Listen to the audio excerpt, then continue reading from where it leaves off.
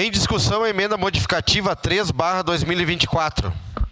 Peço a palavra. Com a palavra, a vereadora Rose.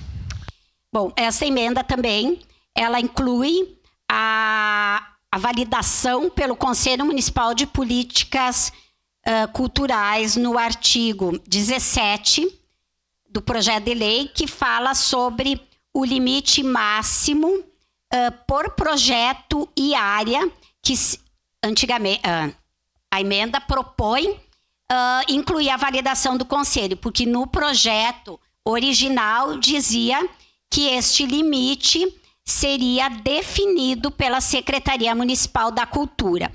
Então, no debate feito no decorrer disso, foi importante que a Secretaria da Cultura proponha o limite máximo em cada uma das áreas, para cada um dos projetos, mas que o Conselho passe pelo Conselho que valide este limite apresentado pela Secretaria. Também foi debatido de forma consensual por todos os presentes, assim como as outras emendas.